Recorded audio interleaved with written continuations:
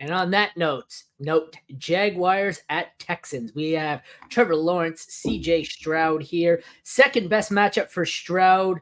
Trevor Lawrence, it's the fifth best matchup. You would think this one could turn into a shootout. The Jags don't play much defense. The Texans do.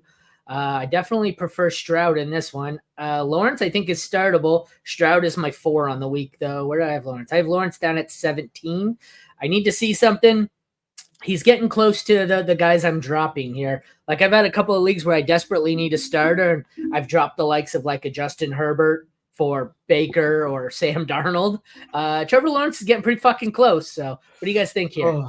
The T-Law stuff has been, this offense and just the structure of the offense has been a disaster. Like, they can't get it to work.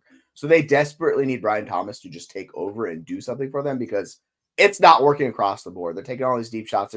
And Lawrence just has not been good. He's been super inconsistent. So on top of it, interestingly enough, on the flip side with Stroud, he's getting blitzed a ton and he's not being able to recognize the blitz, which is a little bit surprising. So you've seen their offense struggle the past few weeks. I expect them to bounce back against the Jaguars defense. He's QB6, man. Like I have so much more faith in Stroud than Trevor Lawrence. And you look at the projections, it's like, it's not even close. So he's QB6 and Lawrence is right behind Deshaun Watson at quarterback 22 this week. I am just worried about Lawrence. They need to figure it out, man. I don't think the Texans are the defense that figure it out against. No, they're not. If you look at Trevor Lawrence's 3 games, all 3 losses, he's thrown it increasingly over the last 3 weeks. So 21 attempts, then 30 attempts, then 38 attempts. Doesn't matter. They're trying to figure it out. They can't figure it out. Doesn't work. Doesn't work in the run game. Doesn't work in the pass game. Trevor Lawrence is my QB 26 this week. I'm done with him. Even in a decent matchup against Houston, I don't think there's any chance that he goes off. They face Indy next week. Then they get Chicago, well, who's a really good secondary. But Indy in week 5 should be a really good matchup. And I just can't trust him anymore. He's super droppable in 1 QB leagues. You can get anything out of him right now.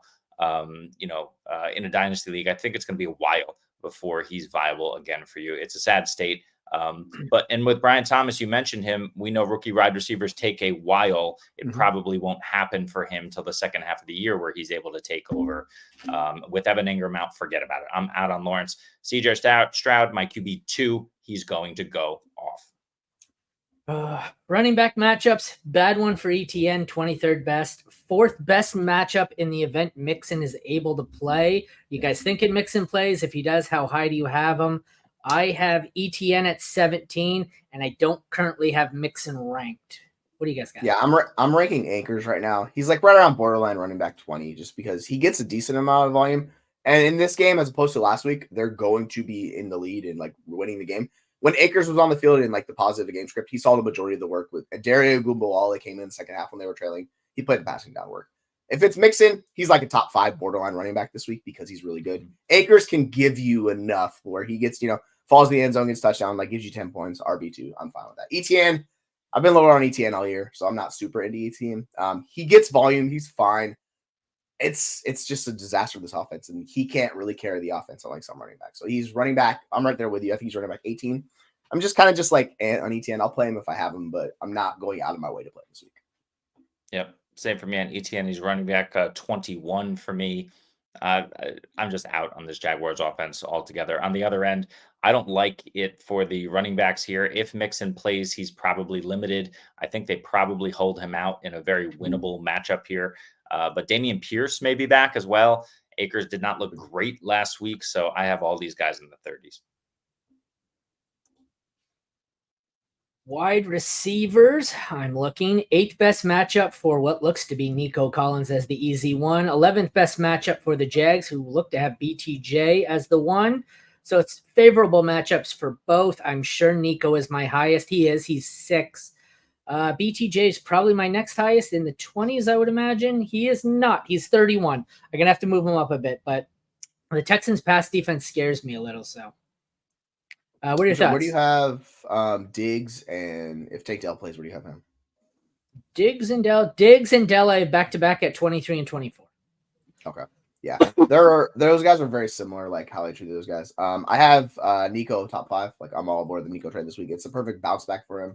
He had so close last week to getting a couple touchdowns. It just didn't work out because they had the backups and all that fun stuff. BCJ is perennially a top 30 wide receiver because of the upside he presents. And I think he can hit this week. I'm just, it's just tough with Lawrence. You need him to figure it out. So he's 30. Those guys are right next to him, like a few spots ahead of him. So I'm playing all those guys this week.